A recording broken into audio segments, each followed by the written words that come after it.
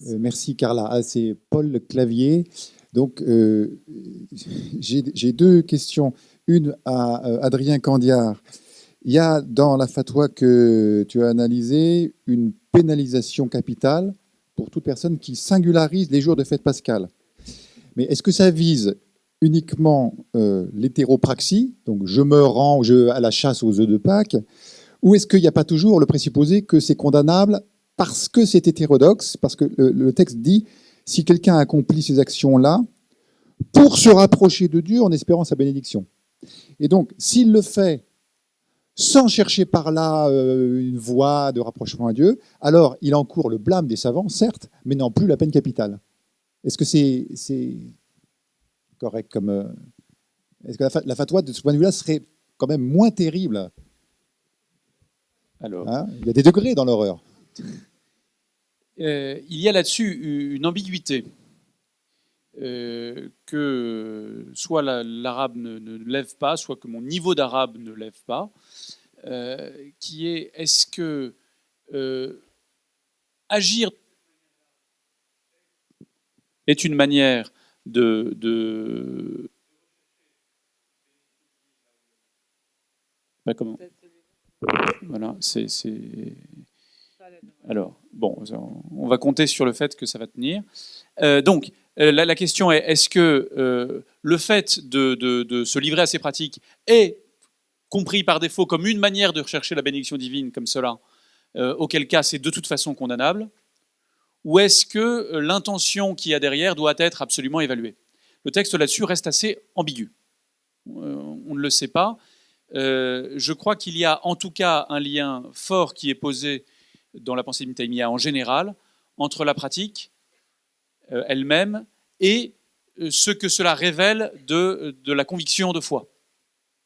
C'est-à-dire que les deux ne sont pas tout à fait séparables, quoi qu'il en soit. À partir du moment où on pratique, c'est bien le signe qu'il y a une conviction de foi derrière qui s'exprime, puisque la foi toute seule n'existe pas indépendamment de la pratique. Voilà, il y a l'autre question, c'est pour le professeur Crouzet. C'est pas que le professeur Sino n'ait pas dit des choses intéressantes, mais je ne suis pas du tout compétent sur ces questions historiques. Il y a des degrés dans l'horreur également. Hein, et est-ce que vous mettez sur le même plan le document 1, où il y a une prière évidemment pour que le refus du sacrifice eucharistique dans sa version catholique soit écarté, hein, mais où finalement la mort de l'hérétique n'est pas intrinsèquement un moyen de pénitence, et le document 2 et autres, dans lesquels on utilise le livre du Lévitique pour justifier en tant que tel, comme un bien intrinsèque, comme une obéissance directe à Dieu, l'assassinat, l'élimination de l'hérétique. Parce que dans le premier cas, le raisonnement, c'est il conteste la valeur du sacrifice eucharistique tel que le pratiquent les catholiques. Or, c'est ce sacrifice qui nous donne la rémission des péchés. Donc, il faut que cette contestation cesse, ou du moins n'ait pas les conséquences d'éradiquer le sacrifice eucharistique version catholique. Mais ce n'est pas en tant que tel, je fais pénitence en tuant un calviniste. Oui. Excusez-moi, j'ai coupé la suite pour des raisons, mais la suite du texte, c'est en réalité le deuxième, a le même sens que le deuxième texte, la pénitence. Hervé aussi, l'auteur d'un texte qui s'appelle Discours des saccagements, dans lequel il décrit toutes les profanations accomplies par les protestants. Et donc, la suite du texte est un appel au basculement de la pénitence dans la violence. Et j'ai peut-être... mais c'était trop long de donner la suite. Vous avez parfaitement raison. Oui, il y a une question là.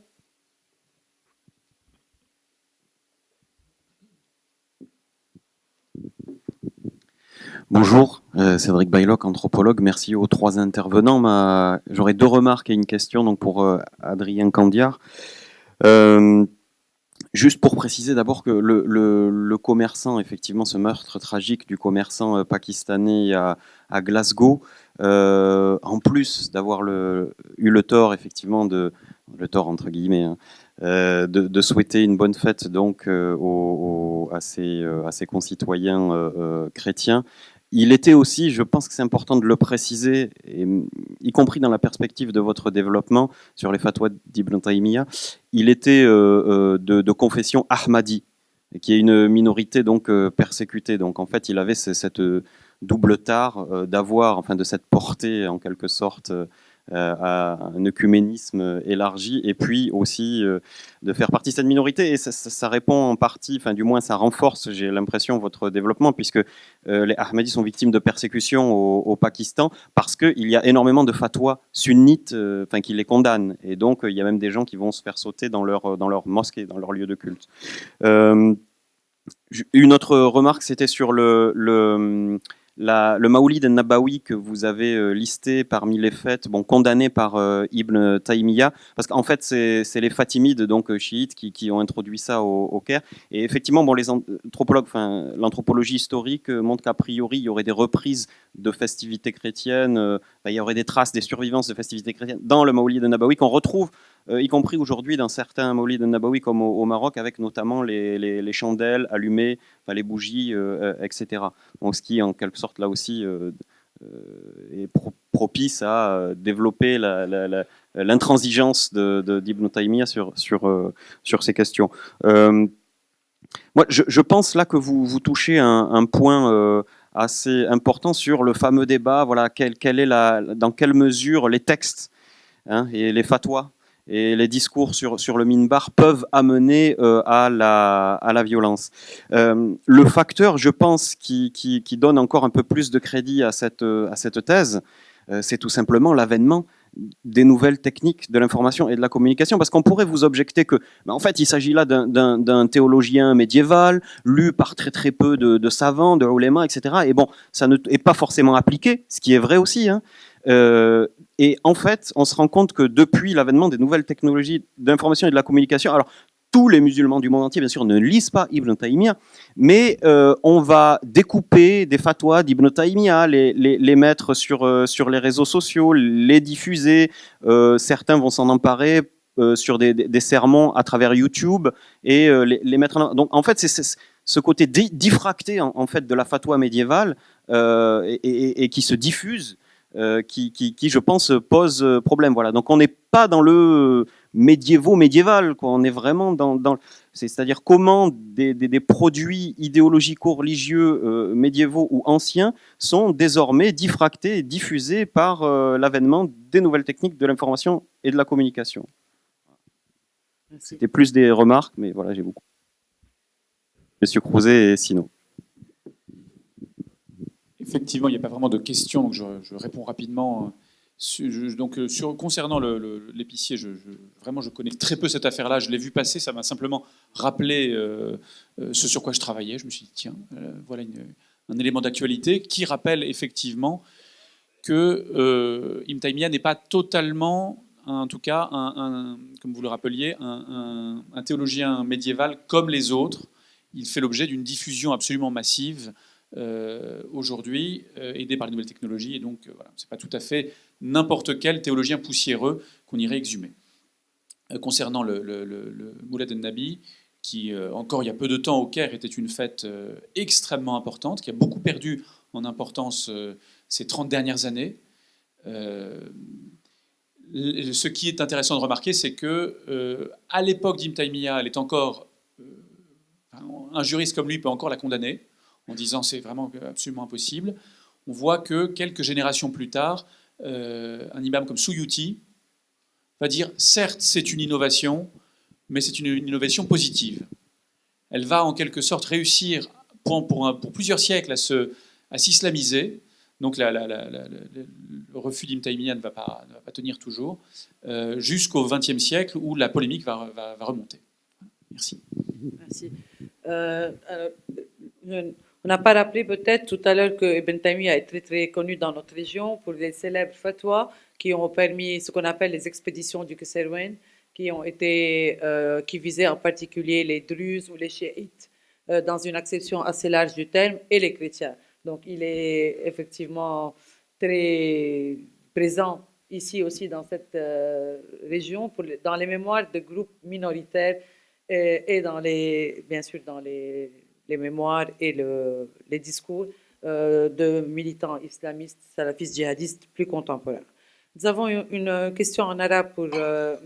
Senno de Georges Abdelmalak. Je vais la lire en arabe, nous pourrons la traduire tout de suite ou les interprètes s'en chargeront.